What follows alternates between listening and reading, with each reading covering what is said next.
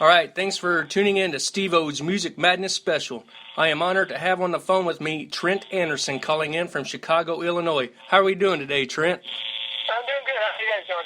Oh, we are doing great. It's kind of rainy here in Indiana. I don't know what you're getting there in Chicago, but... It's light dustiness. We've had a pretty good winter. It's actually been pretty mellow. This is the first winter in a long time that I've actually just toured straight out of here and not been on the West Coast.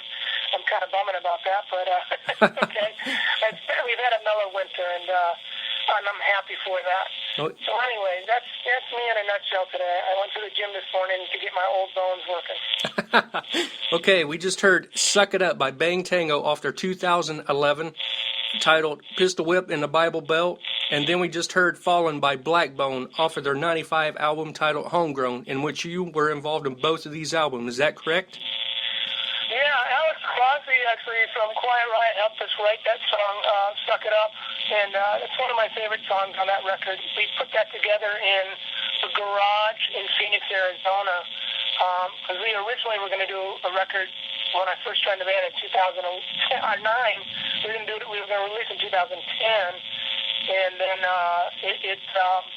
it got kind of put on the back burner, and Alex had to go back to work with Adler's Appetite and Quiet Riot, and so we just kind of focused on getting, the guitar player worked in and going on tour, and then we finally got some stuff together to put the Pistol Whip in the Bibles all together and put that out, and Alex wrote that song with us. So that was myself, Joe, and Lance, and Alex in a garage in Phoenix.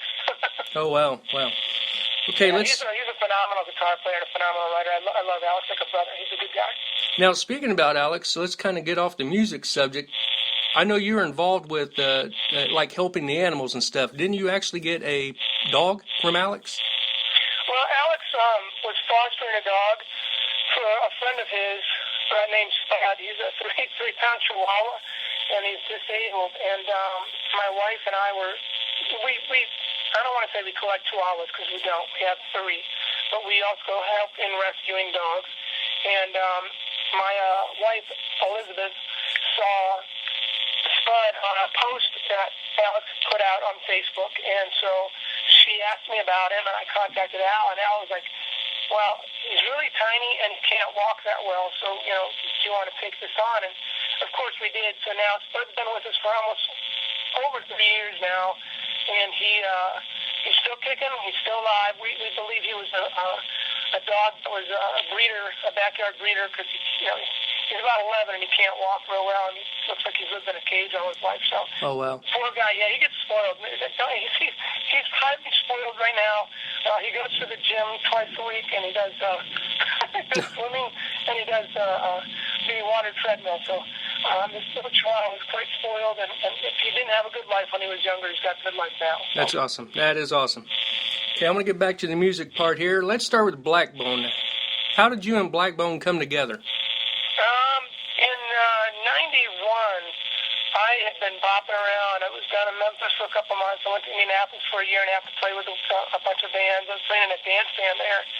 And then I went back to Ohio to do a record, and that failed miserably. Oh, shoot. And I got a call from Brian Hall, who is an old high school friend of mine from Strongsville. And he was living in Memphis and playing in this band down there. And lo and behold, it turned out to be members who would later on turn into Saliva. But we ended up, he called me and he said he needed a drummer. I went down there on a whim, drove 9 hours, and ended up just staying. And I was there for 4 years. We put out a record on a label called Surf Records. Okay. And we toured nonstop for 3.5 years.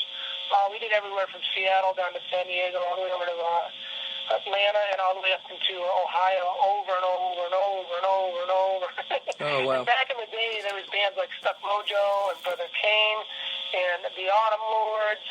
There was a band called the Birdmen of Alcatraz from Minneapolis. There was Third Stone from Champaign, Cyclone Temple from Chicago, Son of Slam from Memphis. There was a couple of Dallas bands. And it was a big circle of friends. We would just kind of swap shows to get by, and it was probably some of the best times in my life I've ever had in the music career because it was so real. Nothing was fake. And at that time in the early 90s, Nirvana was kicking out. All the hair bands, unfortunately, were getting their asses kicked. And these other bands were coming in. But it was a great time if you were young because right. you had, Blind Melon, you had bands like Rage Against the Machine, Primus, Alice in Chains, all these amazing bands at that time were coming out and breaking. So you could be anything you wanted to at that time. 311. We did a lot of shows with 311. We opened up for Blind Melon, Ugly Kid Joe, LSD. I mean, we opened up for a bunch of bands, and they were all over the board. There was no rules in the early 90s because nobody kind of knew what they wanted to be. But right. They called it grunge, but it really wasn't, Right. That's do you have any... sorry. I moved down to Memphis, and that was it, man. And Brian and I have remained friends. Brian, after that band broke up, by the way, Brian went on to play with Sebastian Bach for a couple of years. Okay. And I moved up to Chicago and got a deal with a band called Muchacha. Okay. And then Josie and Chris put together Saliva, and that was it, man. Oh, wow. Now, is there any great stories with Blackbone that you like to share with us? Oh, there's just so many. I mean, there was the best, probably the most amazing story I've ever had with that band was we ended up playing. We were in Missoula, Montana doing a show, and we had a night off the next day. So all the guys wanted to drive to Seattle because they were from the South, and we had never been to Seattle. I mean, I was only like 23 years old. So we all drove over to Seattle on our night off from Missoula, which was only about a 5-6 hour ride, whatever it is. And we ended up getting a gig. We went to this club called the Off Ramp, which is now called El Corazon. It's a great club. And we asked if we could play that night. And the guy said, sure. I think it was a Wednesday night. He said, sure. I'll give you a percentage of the door if you can bring any people in, and you can sell your merch. And I think we ended up selling 18 CDs, a bunch of T-shirts. We made some good gas money. And we also went across town and begged for another gig at this place called the Brick Street Tavern, okay. Which I believe that's what it's called. It was, and they said, well, you can do acoustic.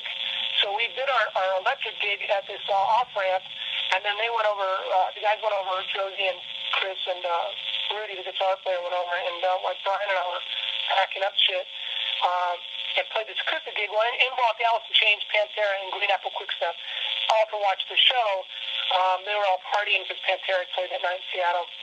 Wow. So, yeah, it was a great night. And then they invited us back to the studio. We got to hear the last Alice in Chains record with Wayne Staley on it. They were all there. Everybody left except for Dimebag and Sean Kenny from Alice in Chains, and Dimebag wanted to record, so we broke out our gear. he then left. We didn't think he was going to come back. We ended up just jamming in the studio with this producer guy there. I can't remember who he was. He was the guy that worked at the studio. But Dimebag ended up coming back, and I got to record a song with him. I still have it on my iPod. It'll never be released. I'll never put it out because out of respect for him, it was just a jam that we did. Wow. Later, the next month, he came out to our show in Texas, and he gave me a tape of that song, and he put a solo on it, and we ended up partying at his mom's house that night. And I did a couple other nights and stayed at his house, and his mom's house, and then he went and got a house, and we ended up sleeping there one night. And he was just a great guy. It was a time that you never expected what was going to happen to him happen at that point. But he was one of the most humble people I've ever met in my life. So. Well, that is a great story there. That's almost like a dream. I mean, it was a dream, and it still is a dream. It's still one of those things where, when you can call him on the phone and he comes out to your show in Texas, because he would do that a lot for a lot of people. It wasn't just us. He was like that with everybody. Yes. From what I know, from what the stories people tell me, he was a great guy. So, yeah, in my lifetime, I probably will never have a gold or a platinum record, but I have that inside of me, so that's cool. That is very awesome. Okay, now let's talk about Bang Tango. When did you join Bang Tango?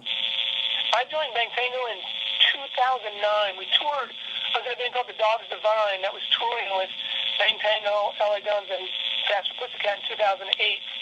And then when Timmy left the band to go to Burn Halo, I was a little frustrated with the Dogs Divine. It wasn't going where I was wanting to go.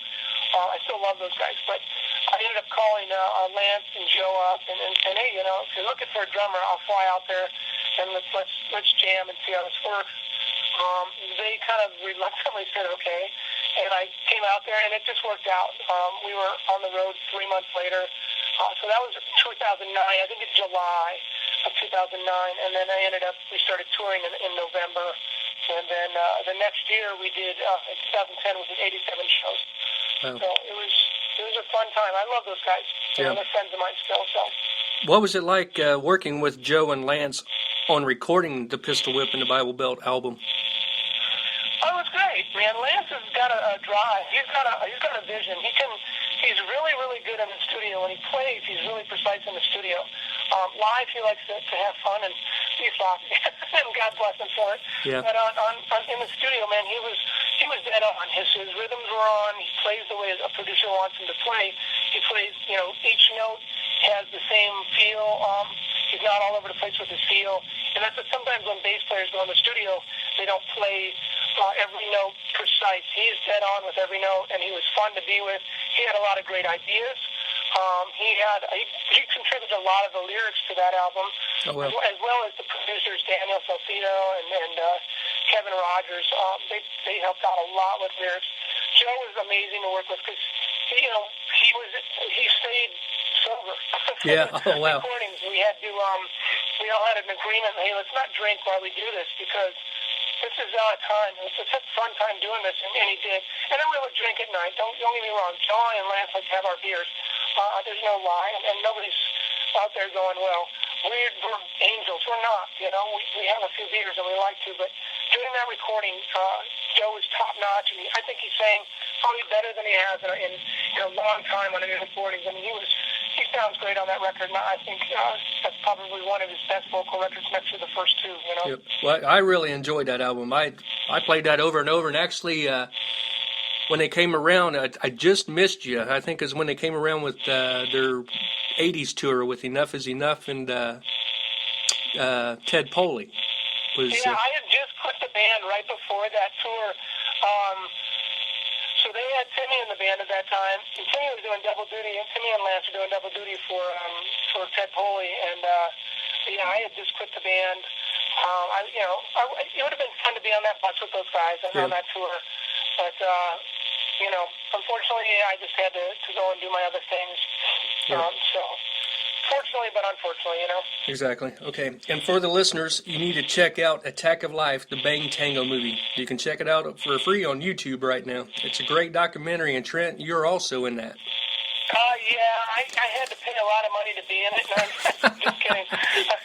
Drew, the guy who filmed it, he originally was supposed to start off, honestly, as from what I know, It was supposed to start off as just a documentary about us making pistol whips in the Bible Belt.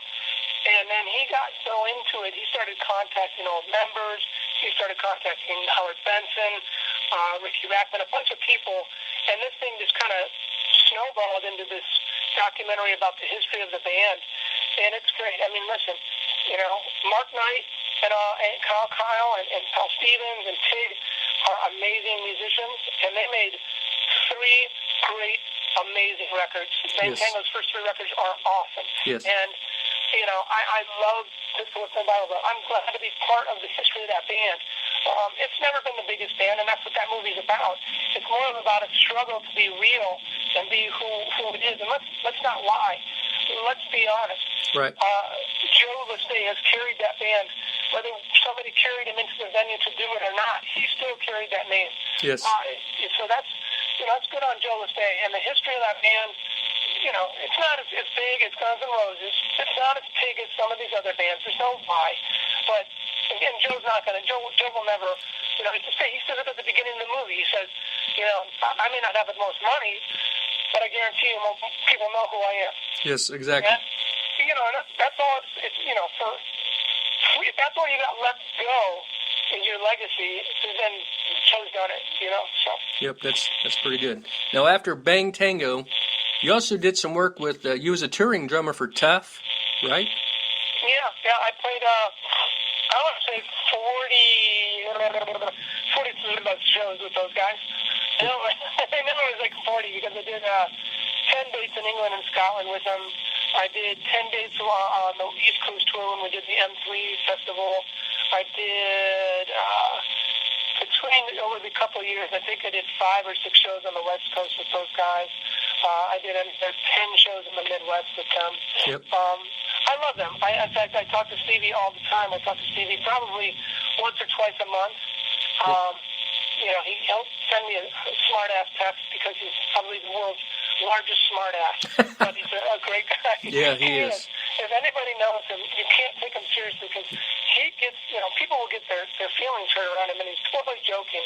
Yeah. And you have to understand his humor, and I get it. And Todd too, the bass player, along with Billy Morris. I mean, you can't be in the van with Tough without having thick skin because they will tear you down, and it's not. They're just doing it because they like you. If they don't like you, they don't talk to you. Right. That's the way it is. But if they're ripping on you and joking with you, it's because they like you, and they're good guys. Yep. That's how, I went to Pittsburgh, to Dead Horse Cantina. That's when I actually got to meet you. Yeah, I remember that. Yeah, we were doing that show. Yep, I remember that. And Stevie took time before the show to come up and talk to me, asking me about playing in Indiana, just talking. It was very entertaining for that. He does that. He's good. He took some mop out of Lou's hands and he mopped the fucking floor in that club. Yes. Yeah, I do remember that, and I remember Todd was a great guy too. I mean, I remember Todd even asking me for a beer because he didn't have one yet. So, Todd's an awesome dude, man. He's a good friend, and I still love those guys. I had a blast. They brought me to England and Scotland, and without them, I would have never gone there. So that was amazing. We did 10 shows. We did 3 in Scotland. Aberdeen was great, and so was Edinburgh. Edinburgh with Bannerman is an amazing venue that we played there. Christian, the owner, is just one of the greatest guys I've ever met. And then we did the Underworld in London. Did a bunch of places there. It was fun. I think Alice Crosby actually helped book that tour. But it was great, man. That was one of the funnest times. I went to Germany with Bang Tango, and that was fun too. So I got my willies out. That's what I was doing back then. Well, awesome. That is awesome. Okay, so nowadays you got your own. You're playing with Sushi Roll, band out of Chicago. And what's that? I said that your guys are based out of Chicago. Yeah, Sushi Roll it's called Sushi Roll Band, www.sushirollband.com. Please look it up. Please like us on Facebook, even if you don't like the music we play. And believe me, we do everything from The Sweet and Jet all the way over to Bruno Mars. We even do that song Titanium. Listen, it's nothing. There's no lie. I'm not sugarcoating anything. I'm not trying to reinvent the wheel with the band. We are going to do an original record. It's probably going to be more dance-based. And when I say dance-based, more pop-based. Because it's a pop band. But I do a lot of casinos. We just got confirmed to do a corporate cruise. We're going to go from Miami to, I think, the Bahamas on this cruise, and I'll be playing that with these guys. And I started it with Kevin, the guitar player, and AJ, the keyboardist, almost 4 years ago now. And it just took off. We do shows every weekend. So last year we did like 78 shows. I think this year, hopefully, we'll do about 120. Wow. And yeah, it's a good run, man. We've got we're going to Toronto in December for our Christmas party, and we did Vegas last year. We did 3 shows at Harrah's Carnival Court, which was awesome. And if they're in the area, come out and say hi. I had a buddy of mine that kept shaking his head in Ohio last week and was like, I can't believe you're playing this kind of music. What happened to you? And I said, well, I turned 45, dude. Yeah, I want to make some money. That's what happened to me. There's no money in records anymore, and it's hard to make a living and get out there. And I wanted to start something and have something of my own, and have it so that the next 10 to 15 years I could do it. And I enjoy it, man. I have a good time. It's listen, I'm not going to lie. There's songs like Titanium that, it's not really a drum song, but I find a way to put drums in that thing. And we do the songs, a lot of them, our own way, and we rock them out and put solos in them. And for the most part, we mash up a lot of songs. So we have our creative side to it, too. And it's not just a typical cover band. It's more of a show. And, we wear stupid costumes. But I want people to walk away leaving knowing that, they ask why you wear a mask. I'm like, well, do you ever forget it? No. Well, that's why I wear it, Right. The font, I even, kind of, it's a cross between AC/DC and Kiss. And so you can't forget those because Kiss is brilliant, and so is AC/DC. Whenever you see any letters like theirs, you affiliate that with AC/DC and Kiss. Yep. So the whole thing behind this is in the red, black, and white colors. It's all a concept for people to remember and take something home with them outside of just going to see a band, Yep. I just follow you. I follow Susiro on Facebook. I really haven't had a chance to get out and see you. But I even got it listed in my notes just by seeing your video. I had listed as you guys an energetic party band. From the videos I've seen, even the fans get involved in it. So. Yeah, it is. We had one guy, we play the Hard Rock in New Buffalo at the Foreman's Casino every month, and they kind of banned people from getting on stage because of us, because a guy got up, and we used to have people come up and play cowbell with us and jam, and he got on stage, and after the song was done, he was jumping, he was drunk, and he spiked the cowbell.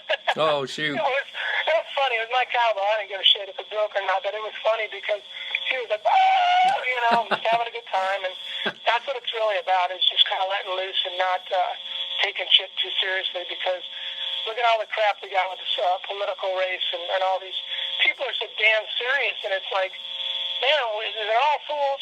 We're all, we're going to vote for the biggest fool is what it is. So I tend to not take things too seriously, and I like to have tongue in cheek, especially with my entertainment. Yeah. All right, let's talk about you now.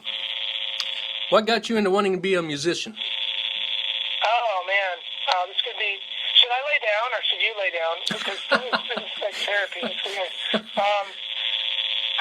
When I was 7 years old, man, I saw a drumstick and a drum pad in the window, and I begged my dad to buy it for me. And he did. And he said, if you're going to do this, you're going to take lessons, and you're going to do it, or you're not going to do it, because you shouldn't do anything in life unless you are really going to do it. There's no reason to just go out there. I mean, it's one thing to go fly a kite. That's cool. That's a hobby. But if you're actually going to do something where it costs money to do it, then do it right. And that's, my wife and I are scuba divers. Yep. And we've got our advanced open water. We want to get NIFOC certified. We want to do it because we totally enjoy it and totally engulf ourselves in it. But when we do it, we want to do it right, and we want to be safe. And that's kind of what my dad meant. He's like, don't just do it because, you want to do it for a couple months or a couple years, and then you go, well, all right, cool, I'm done with this. I got bored with it. It's cool. Some people can do that. But for me, he said, if you're going to do an instrument, find passion in it and do it. And I did. I think to this day, he probably regrets that. Oh, wow. That's pretty neat. He's like, Jesus Christ, my son won't get off stage. But, it's good, man. And that's what kind of got me into it. I just fell in love with Peter Criss. I stole all my older brother's records. Kiss, Breathless, Journey, Keep Trick, Train Police, Kiss Alive 2, and then I started collecting my own records. My first record was Nazareth, No Mean City, which has Star, which is an amazing ballad on it, and a bunch of other cool songs that if you're not a Nazareth fan, you won't understand. But if you're a Nazareth fan, you'll get it. Right. That was my first real vinyl record that my mom bought me. And, yeah, man, that's it. I got into it because of Peter Criss and John Bonham. There you go. And nobody else. Oh, wow. Okay, you kind of maybe some way answered my next question, but what advice would you give young musicians that is starting out in the music scene? Quit now. Get a job as a doctor. No, I'm totally. Don't take me seriously. Again, tongue in cheek about everything. No, for real on this one. If you're gonna do it right. Do it. Learn to play to a click track if you're a drummer. Learn to play scales if you're a guitar player. Learn to play. Don't just play the songs. Learn to play them and understand why you're playing some of those things. It's okay to just get in there and jam. You want to do that. And I believe the concept to teach kids drums now is the first, everybody starts them on the rudiments, blah, blah, blah, paradiddle, flamatap, blah, blah, blah, seven-stroke roll, all these things I could name, flamacue, whatever, all these things, ratamacue, all these stuff that you could go through and teach this child or this young adult or even an adult. And 2 months later, they're going to be bored as hell because they're like, this sucks. I don't understand why I'm doing a seven-stroke roll. I don't understand why I'm doing a flam. But if you were to take them and break down some of the songs of their favorite band and show those same exact things in those songs as far as a feel or a beat or whatever it is, and show them that you could just turn a paradiddle, which is right, left, right, right, left, right, left, left, or a diddle parallel, diddle, which is right, right, left, right, left, left, right, left, anyways, into a beat and show them that. Wow. I think kids would actually understand and get it more and want to go and go in and jump in and go, wow, I understand now how important the rudiments are in the drums because they're the basis of everything. But when you start, nobody tells you that. They just tell you this is why you're supposed to do it, and they give you the Haskell-Har book of drums and, stick control, and you start doing these things, and you go, well, why am I doing these things? I don't understand. John Bonham doesn't play this, but he does. Right. Let me show you how, And I think that's what teachers need to do. If you want, and kids need to ask about that. Hey, how does this incorporate into a John Bonham song? Oh, well, and he does that fill in that song. And you show them why and what those riffs are. He'll understand more. And just listen, don't give up because I always ask this question to anybody that's trying to do music. The first thing you want to make, put in your brain is, what is making it? Everybody talks about, they've made it. They've made it. No, they haven't. We just played a club in Strongsville, Ohio last week, and one of the club owners is married to the guitar player in Non-Point. Okay? Okay. And I'll tell you truthfully, he's not rich. That guy is a great guitar player, phenomenal guy. His wife is amazing, and she always treats my band really well, but he's not living in a mansion. He's on, he's going to be opening up for Disturb soon. But, he's out there now. To some people, he's made it. But if you compare him to Kiss, well, he's not even a fly on the wall. So, what is making it? To me, making it is being able to enjoy playing your music and taking it to a level where you want to take it to on the right path. And if that means you want to pay your bills with that, and you're paying your bills, so you don't have money like Kiss does, that's okay. You're paying your bills. If you want to have a day job and go play music and enjoy it and play it, then do that. But don't look at and get frustrated because Kiss, you haven't made it to Kiss level. Right. Or you don't have a car because you bought, you put all this time in. I mean, eventually that stuff will come, so don't give up. But, don't expect to be rich as a musician overnight. It just doesn't happen. That's very good. That is good. Trent, I want to thank you for your time for me today and hope to see you soon, my friend. Well, thank you. I hope I didn't bore anybody. If anybody's listening to this thing, send me a personal message that I sound like a jackass. And tell everybody else folks out there that I haven't seen for a long time that I miss you guys, and hopefully I'll see you soon. Yep, well, hopefully see you soon. If you don't mind, stay on the line. I also want to apologize to the fans. We have a storm coming through, so I think I got some static on my phone. So, That sucks. Yeah, no kidding. But I think we're going to be fine. But if you can just stay on the phone for just 1 minute, let's go ahead and listen to Black White Bullshit. Oh, yeah, racist song. It's a song about racism.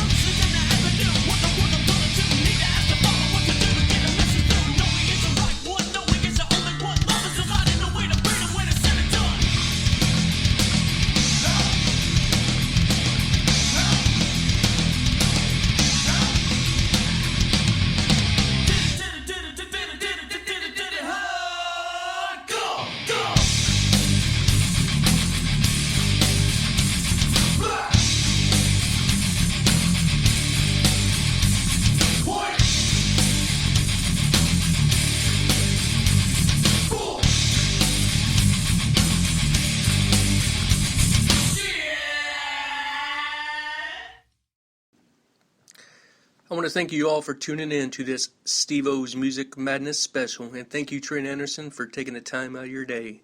Here is Driving by Bang Tango.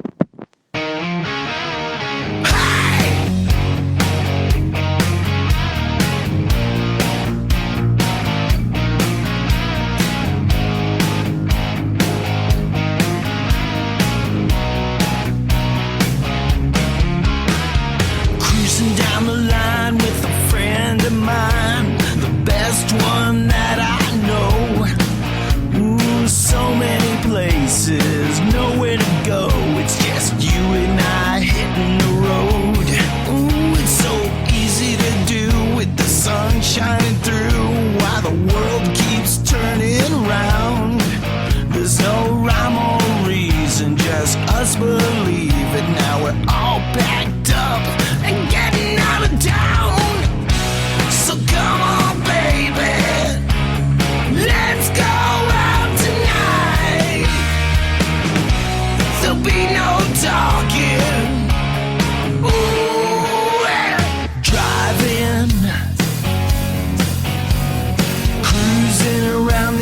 town. So many people, so many places. Let's get lost and never be found. With the wind in your hair and the look in your eyes, I can see you're feeling fine. It's the simple things that we do, and it's love that gets us by. Well, I'm watching you move with your purest groove, and you don't even try. No rhyme or reason, it's what we believe in. Honey, now it's just you and I. Well, so come on, baby, let's go out tonight. There'll be no talking. Ooh, driving, cruising around this town. So many people, so many places. Let's get lost and never be found. Driving, cruising around this town. So many people, so many places. Let's get lost, never be found.